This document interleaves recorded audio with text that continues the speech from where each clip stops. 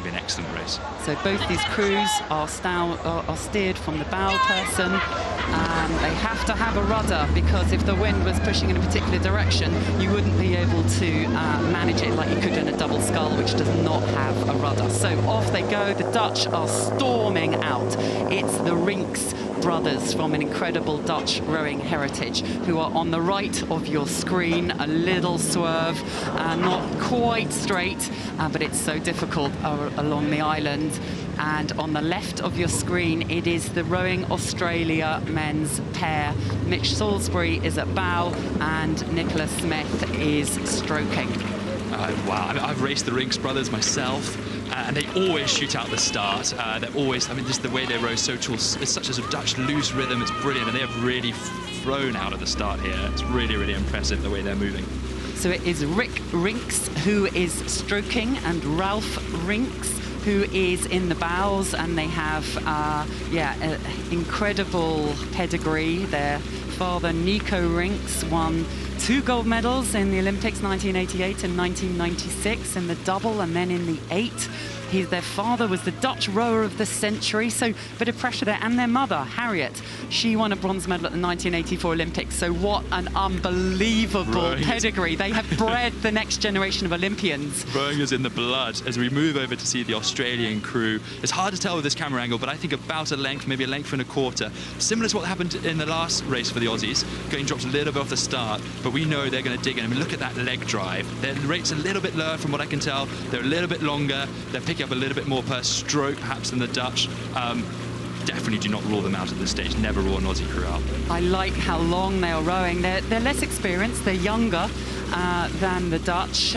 Mitch Salisbury steering at bows 22, Nick Smith at stroke 24, gaining experience all the time by being in the pair this year for the first time. They've been at Varese, they've been racing at Lucerne, and so they are having one of those seasons where you kind of really learn what it means to race in a small boat at the very highest world level, and they are finding out what it is like to row a pair at Henley Royal Regatta. You've rowed a pair at Henley Royal Regatta? Yes, I've rowed 3 times, 2 Henley finals. I've never actually won in the Goblets. It's one of those things you look back on and think, oh, I wish I could have one of those silver goblets, because when you win this race, you each get presented with a tankard which you can drink out of the rest of your life. It's a real honour. As we're looking at the Dutch crew here, looking so low down the water, you can see the blades aren't really lifting much out of the water, which, considering the bopple, the kind of bounce on the water, is sort of perhaps kind of quite risky, but it just shows you how slick they are and how well in tune. I wouldn't be surprised for 2 brothers with such rowing pedigree.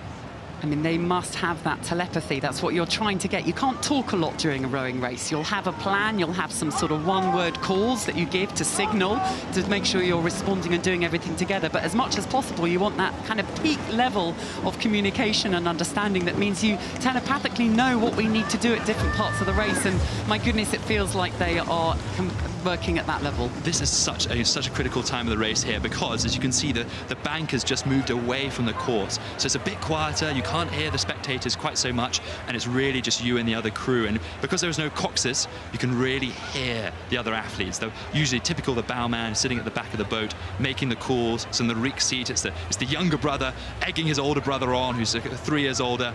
And over in the Aussie boat, they've had a little bit of a wobble there. They're probably really seeing what they can do now as it gets a bit quieter, and it's really left just to the athletes in the boat to win this race. So this young pair from Australia are part of a whole reset that's going on in Australian rowing at the moment.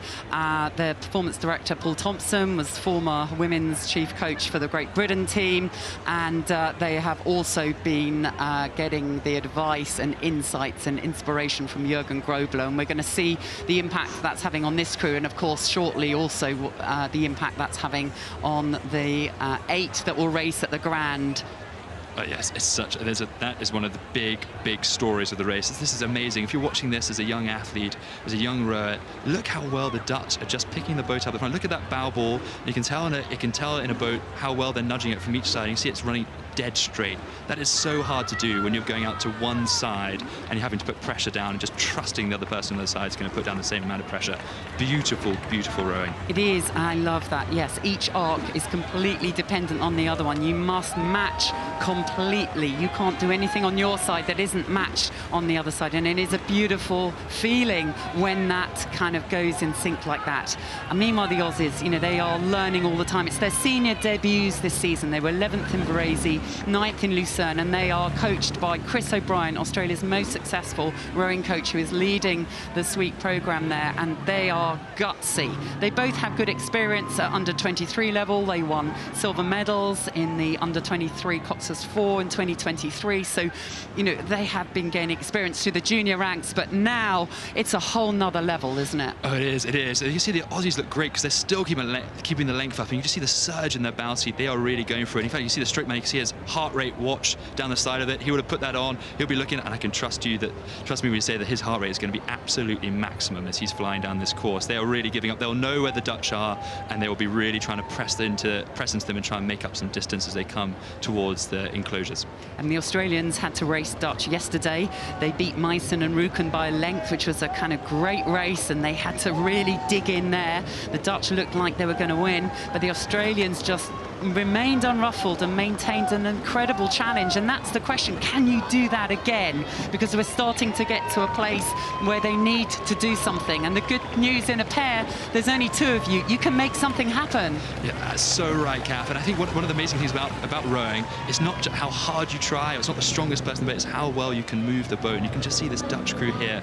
They'll be working the same level as the Aussies, but they're just rowing so well on top of the boat, looking at it surge through as the water separates across the bow like that. It's a beautiful thing to watch. You can see the two computers as well. They've both got so much tech in the boat these days. They'll have all the information about how they're rowing, stroke rate and speed, to relay that to one another. I think that was a shot of Chris O'Brien, the Australian coach, in the launch, watching intently. There he is on the right of our screen, watching the two crews, watching how they respond, seeing how this young pair from Australia that he is trying to bring up to the highest international as quickly as possible. And they are gutsy.